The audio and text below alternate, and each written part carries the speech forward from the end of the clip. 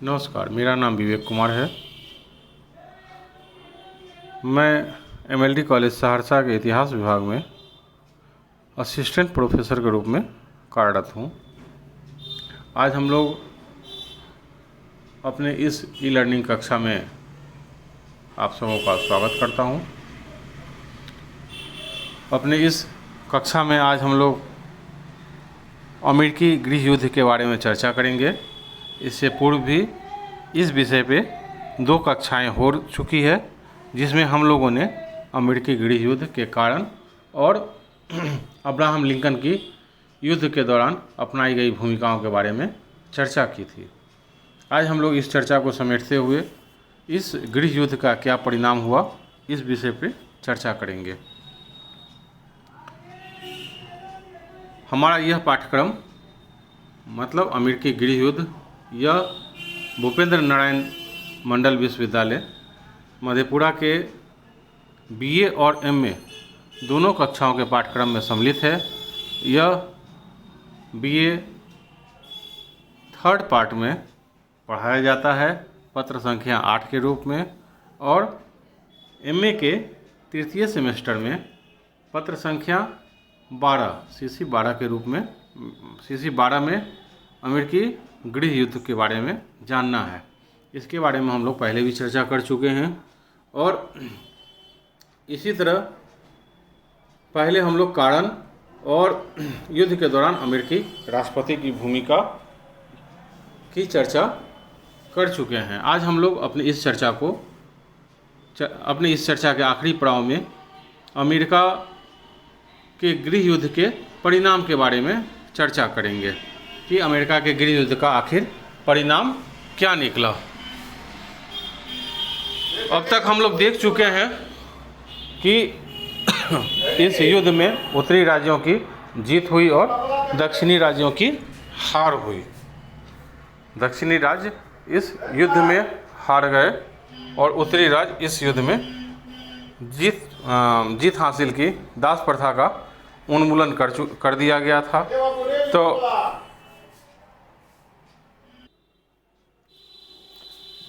इसके परिणाम के रूप में सबसे महत्वपूर्ण बात यह हुई कि भले ही युद्ध काल में जान माल की काफ़ी क्षति हुई, आपस में घृणा का भाव भी हुआ और गृह युद्ध के दौरान अमेरिका की अर्थव्यवस्था बुरी तरह लड़खड़ा गई। लेकिन इस गृह युद्ध के बाद जिस अमेरिका का निर्माण हुआ वह एक नया अमेरिका बनकर सामने आया। ज़्यादा विकसित, ज़्यादा धनी, ज़्यादा ताकतवर, जो आपसी मतभेदों को भुला चुका था। और प्रकांतर से बाद के वर्षों में यह सिद्ध हो गया कि यह गृह युद्ध अमेरिका के लिए वरदान ही साबित हुआ, क्योंकि इस गृह युद्ध के बाद अमेरिका में टकराहट के सारे मुद्दे समाप्त हो गए। एक मजबूत केंद्र की स्थापना हो गई। एक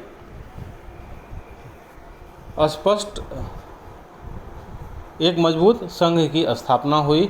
संघीय राज्य जो थे, संघ के अधीन जो राज्य थे, उनकी सीमाएं तय हो गई कि मतलब संघ और राज्यों के बीच क्या संबंध होगा। अर्थव्यवस्था का स्वरूप निर्धारित हो गया। जो विवादित मुद्दे थे उनका समाधान निकाल लिया गया और सारे राज्य, उत्तर और दक्षिण राज्यों के बीच भेद समाप्त हो गया। फिर सारे राज्य मिलकर एक नए अमेरिका का निर्माण में जुट गए। तो युद्ध के दौरान या युद्ध के बाद, युद्ध के दौरान भी राष्ट्रपति ने स्पष्ट रूप से अपना लक्ष्य घोषित किया कि उनका लक्ष्य दक्षिण राज्यों को जीतना नहीं बल्कि उसे अपने परिसंघ में पुनः सम्मिलित करना है। तो यहाँ विजय की भावना नहीं थी।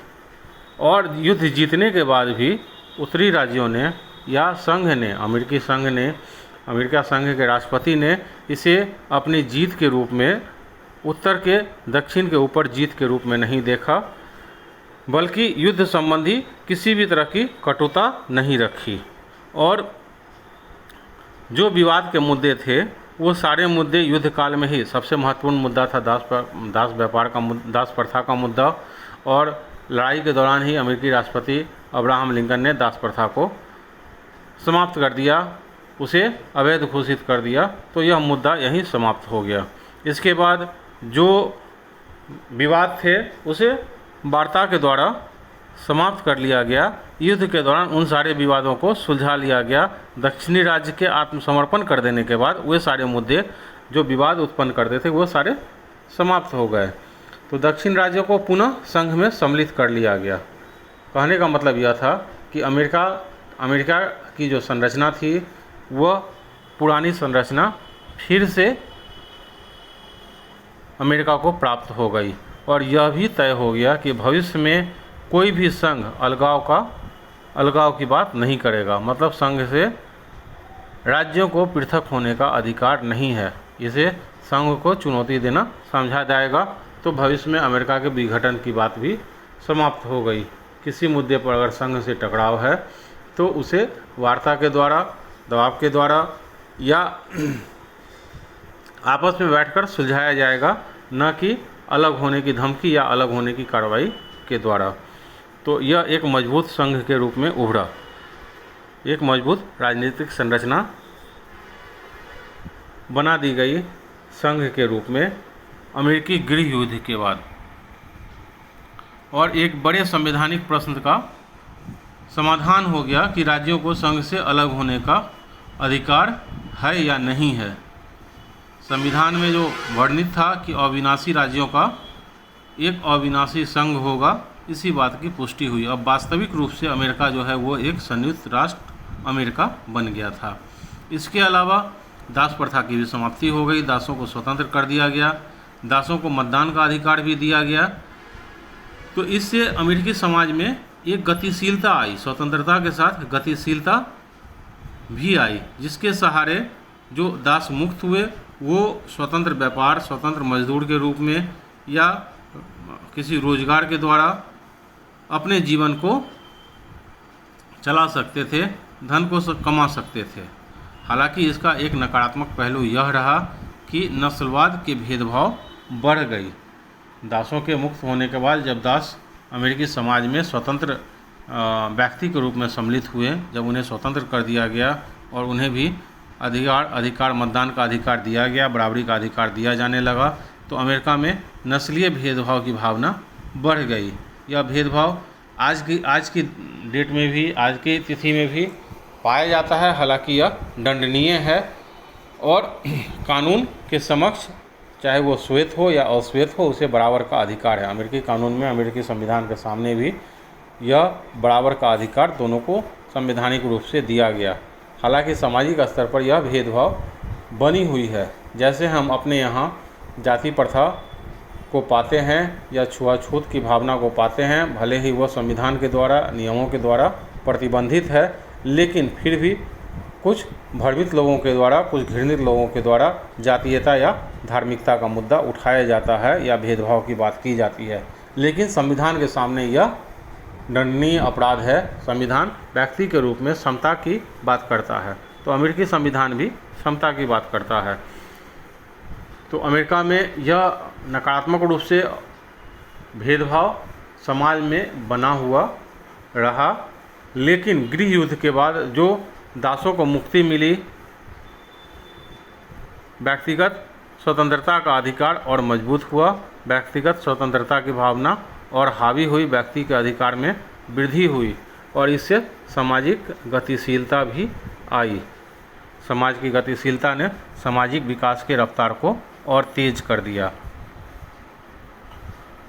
इसके अलावा जो औद्योगिक राष्ट्र और दक्षिणी राष्ट्र के रूप में अलग अलग बंटवारा था, ये बंटवारा भी समाप्त हो गया। अब अमेरिका एक औद्योगिक राष्ट्र के रूप में आगे बढ़ा, जहाँ इस तरह का विभेद नहीं था कि कुछ क्षेत्र औद्योगिक राष्ट्र के रूप में, औद्योगिक संघ के रूप में हैं और कुछ क्षेत्र जो है वो कृषि संघ के रूप में हैं। बल्कि अब राज्यों का स्वरूप तेज़ी से बदला।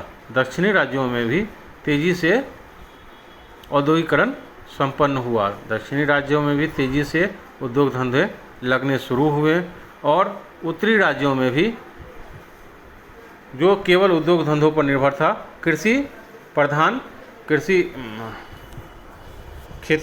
कृषि कार्य बढ़े। मतलब यह अलग अलग बंटवारा समाप्त हुआ, बल्कि मिश्रित रूप से अर्थव्यवस्था का जन्म हुआ। हालांकि अर्थव्यवस्था का मूल स्वरूप उद्योग प्रधान अर्थव्यवस्था के रूप में ही सामने आया। एक तरह से यह गृह युद्ध अमेरिका के लिए दूसरी क्रांति बन गई, क्योंकि गृह युद्ध के बाद जो आर्थिक विनाश हुआ था, आर्थिक रूप से अर्थव्यवस्था को नुकसान हुआ था, दक्षिणी राज्य बर्बाद हो गए थे, दक्षिणी राज्यों की अर्थव्यवस्था ध्वस्त हो गई थी। तो इस गृह युद्ध के बाद संघ ने दक्षिणी राज्यों के विकास को सबसे ज़्यादा वरीयता दी। दक्षिणी राज्यों को भी अछूत नहीं समझा या युद्ध में पराजित संघ नहीं समझा, बल्कि उसे भी ऊपर उठाकर उत्तरी राज्य के बराबर लाने के लिए प्रयास किया और इसमें सफल भी हुए। औद्योगिक पूंजीवाद की शुरुआत हो गई। जिन पूंजीपतियों ने युद्ध में अपना धन खोया था या अपने व्यापार का नुकसान झेला था, अब वे इस शांति का फ़ायदा उठाकर अपने व्यापार को नए रूप में गतिशीलता देने में जुट गए। और युद्ध के बाद जो तेज़ी आई उससे अमेरिका की औद्योगिक संपत्ति में वृद्धि ही हुई, अमेरिका के राजकोष में वृद्धि हुई और अमेरिकी नागरिकों का सामान्य जीवन स्तर तेज़ी से ऊपर भी उठा। उत्तर और दक्षिण के बीच स्वतंत्र रूप से पूंजी निवेश होना शुरू हुआ, वहाँ भी पर्याप्त रूप से औद्योगिकरण हुआ। इसी प्रकार 1864 में राष्ट्रीय बैंकिंग अधिनियम भी पारित किया गया, जिसके बाद देश में पहली बार राष्ट्रीय मुद्रा का प्रचलन शुरू हुआ। इसका मतलब कि पूरे देश में, पूरे संघ के क्षेत्र में एक राष्ट्रीय मुद्रा का प्रचार प्रसार शुरू हुआ। इस प्रकार युद्ध के बाद अमेरिका में आधुनिक संचार सुविधाओं का जाल बिछ गया, जैसे टेलीग्राफ लाइट, टेलीविज़न या बेतार तकनीक, परिवहन और संचार बाजार व्यवस्था, ये सारी चीज़ें युद्ध के बाद की अर्थव्यवस्था के एक महत्वपूर्ण अभिलक्षण बन गए। इनका काफ़ी तेज़ी से पूरे अमेरिका में विकास हुआ। कृषि क्षेत्र में दासों के मुक्त होने के बाद कृषि क्षेत्र में मशीनों की उपयोगिता बढ़ गई और कृषि अधिक आधुनिक होती गई, क्योंकि खेती के साथ तकनीक का प्रयोग तेज़ी से बढ़ता गया। इसीलिए खेती और तकनीक दोनों, कृषि में तकनीकों का प्रयोग ने उत्पादन में भी काफ़ी वृद्धि की, इसके साथ साथ उत्पादन के लागत में भी कमी की। नई नई मशीनों की खोज हुई जो तेज़ी से खेती में, कृषि कार्य में सहायता देते थे, जैसे हार्वेस्टर या थ्रेशर वगैरह का उपयोग। तो इन सभी से भी कृषि का औद्योगिकरण हुआ और नए रूप में ये कृषि अमेरिकी अर्थव्यवस्था के लिए काफ़ी फायदेमंद सिद्ध हुई। युद्ध काल के दौरान फैली मुद्रास्फीति से मजदूरों के वेतन, जो युद्ध काल में आर्थिक अव्यवस्था फैली, उसने भले ही तात्कालिक तौर पर अमेरिका को नुकसान पहुंचाया, लेकिन इस दौरान जो युद्ध के बाद जो पुनर्निर्माण कार्य किए गए, उसने अमेरिकी अर्थव्यवस्था को एक नई ऊंचाइयां प्रदान की। क्योंकि जो चीज़ नष्ट हो गया था युद्ध के दौरान, जो नष्ट हुआ, जो धक्का पहुंचा, फिर से बनाने, नए रूप में उसे ढालने बनाने के लिए नई चीज़ों, रेल मार्गों, यातायात के साधनों, भारी उद्योगों आदि के को तैयार करने के लिए, बनाने के लिए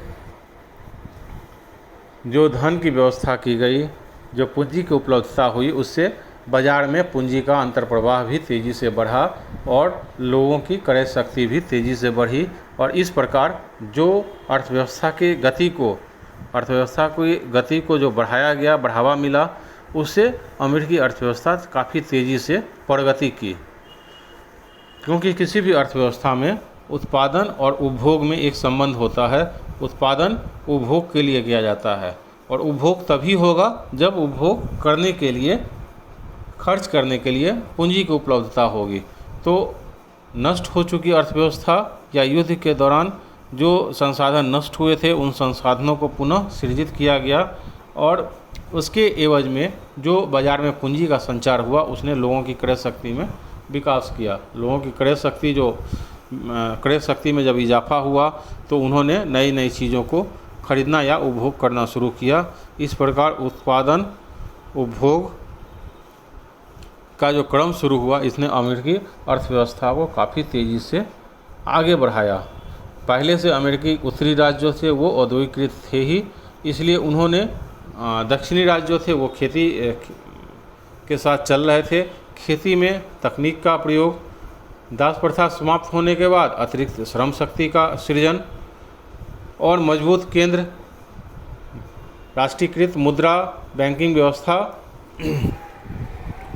का आधुनिक स्वरूप, संचार के साधन, यातायात के साधनों का विकास, ये सभी अमेरिका के लिए संजीवनी का काम किया और अमेरिका एक नए राष्ट्र के रूप में विश्व के सामने उदित हुआ।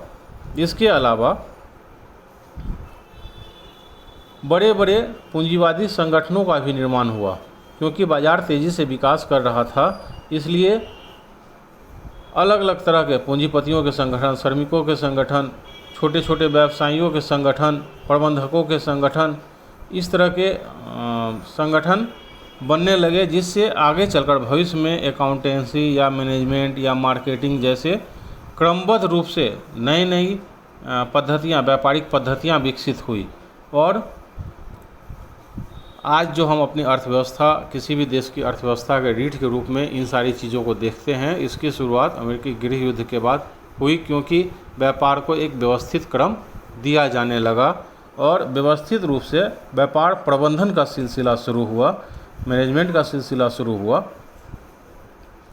इसके अलावा अमेरिका में अमेरिकी गृह युद्ध के बाद महिलाओं की भी भूमिका में विस्तार हुआ, क्योंकि गृह युद्ध के बाद श्रमिकों की मांग बढ़ गई, कर्मचारियों की मांग बढ़ गई और महिलाएं अब घर से बाहर निकलकर फैक्ट्रियों, कार्यालयों में काम करने लगी। स्त्री शिक्षा को बढ़ावा मिला, स्त्री स्वतंत्रता को बढ़ावा मिला, स्त्री के अधिकारों में वृद्धि हुई और स्त्री केवल घर के दायरे तक सीमित नहीं रही, बल्कि वहाँ से वो बाहर निकलकर बाज़ार में पुरुषों के साथ कंधे से कंधा मिलाकर आगे बढ़ने लगी। इस तरह जो आधी आबादी, महिलाओं की आधी आबादी थी, उसका फ़ायदा भी, इस आबादी के गतिशील होने का फ़ायदा भी अमेरिका को मिला। इस गृह युद्ध ने नए नए प्रकार के युद्धक उपकरणों का प्रयोग भी विश्व को दिखा दिया, जैसे बख्तरबंद गाड़ियाँ,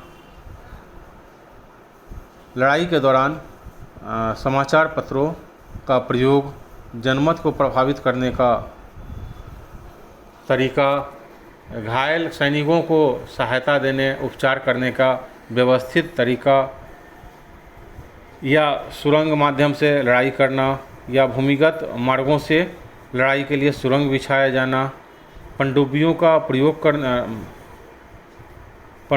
प्रयोग आधुनिक तकनीक पर, मतलब जितने भी आधुनिक तकनीक देख रहे हैं लड़ाई के दौरान, उन सभी तकनीकों का प्रथम बार प्रयोग अमेरिकी गृह युद्ध के दौरान किया गया।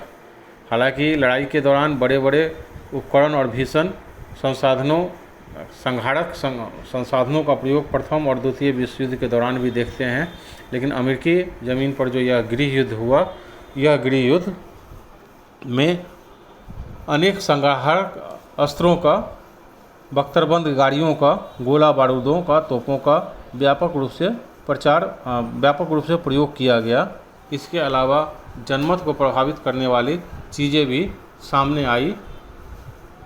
अपने अपने पक्ष में बोलना, समाचार पत्रों की भूमिका, इन सभी चीज़ों का प्रयोग प्रथम बार अमेरिकी गृह युद्ध में विश्व के लोगों ने देखा।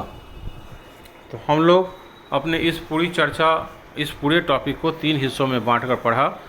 पहला हिस्सा था अमेरिकी गृह युद्ध के क्या कारण थे। दूसरा हिस्सा हम लोगों ने देखा कि इस गृह युद्ध के दौरान अमेरिकी राष्ट्रपति की क्या भूमिका रही, और इसी के तीसरे हिस्से में हम लोगों ने देखा कि इस गृह युद्ध का क्या परिणाम हुआ, क्या यह अमेरिका के लिए फ़ायदेमंद हुआ या नुकसानदेह हुआ। अब अंत में केवल यह देखें कि इस पूरे टॉपिक से किस तरह के सवाल बनते हैं।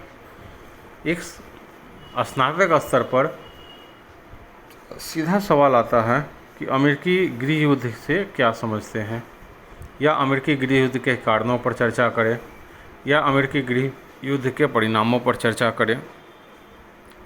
इस सवाल को थोड़ा सा और घुमाकर पूछा जा सकता है कि क्या अमेरिकी गृह युद्ध दो व्यवस्थाओं के बीच उत्पन्न गतिरोधों का परिणाम था, या विश्व में दास प्रथा के मुद्दे पर एक बड़ी लड़ाई लड़ी गई, उसके बारे में चर्चा करें। या फिर इसका सवाल ऐसे भी है कि अमेरिकी गृह युद्ध तात्कालिक रूप से भले ही अमेरिका के लिए विनाशकारी हो, लेकिन उसके परिणाम अमेरिका के लिए काफ़ी उत्साहजनक रहे या अमेरिका के लिए काफ़ी लाभदायक सिद्ध हुए। इस कथन की विवेचना करें।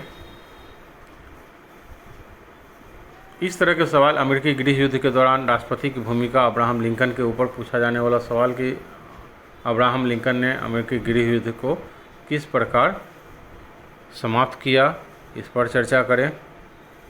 तो इस तरह के ढेरों सवाल बनते हैं और इस तरह के सवाल एग्ज़ाम में, परीक्षाओं में पूछे जाते हैं। तो आज के लिए हम लोग इस चर्चा को यहीं समाप्त करते हैं। अगले दिन फिर नए टॉपिक लेकर शुरू होंगे। तब तक के लिए धन्यवाद।